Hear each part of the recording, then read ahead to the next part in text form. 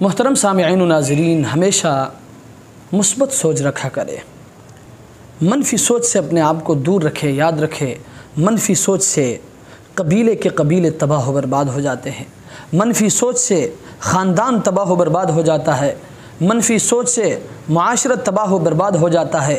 بعض لوگوں کا بالکل ایک مزاج بن چکا ہوتا ہے، وہ جس چیز پر بھی نظر رکھتے ہیں تو وہ منفی سوچتے ہیں، مثبت سوچ کا نام ہی نہیں لیتے۔ اور یاد رکھے، جو شخص منفی سوچتا ہے وہ ہمیشہ پریشانی کی زندگی بسر کرتا ہے۔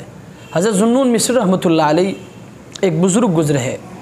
وہ ایک مرتبہ دریائے نیل میں کشتی کا سفر کر رہے تھے۔ چونکہ دریا کا سفر کافی طویل تھا، جب یہ لوگ بیچ دریا میں پہنچے تو انہوں نے دیکھا کہ ایک دوسرے کشتی میں کچھ مرد و عورت سوار ہیں، اور وہ کھا رہے پی رہے قہقہے لگا رہے اور اسی طرح گا رہے بجا رہے، گویا کہ وہ اللہ کی نافرمانی میں مبتلا تھے۔ جب اس کشتی والوں نے ان لوگوں کو دیکھا تو ان کو بڑا غصہ آیا کہ کیسے عجیب مخلوق ہے، کیسے عجیب قسم کے لوگ ہیں کہ بیچ دریا میں بھی ان کو خوف خدا نہیں ہے، دریا کے بیچ میں بھی یہ لوگ اللہ سے نہیں ڈرتے ہیں، اللہ کی نافرمانیاں کر رہے۔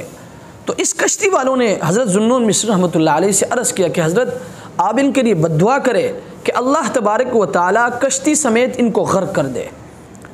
تو حضرت ذوالنون مصری رحمۃ اللہ علیہ خاموش رہے کچھ دیر کے لیے۔ تھوڑی دیر کے بعد جب ان لوگوں نے حضرت ذوالنون مصری رحمۃ اللہ علیہ کو بہت زیادہ مجبور کیا تو حضرت نے دعا کے لیے ہاتھ اٹھائی، اور ہاتھ اٹھانے کے بعد فرمانے لگے کہ اللہ، جیسے آپ نے اپنے ان بندوں کو دنیا کی خوشیاں عطا فرمائی ہیں، یا اللہ ان کو آخرت کی بھی خوشیاں عطا فرما۔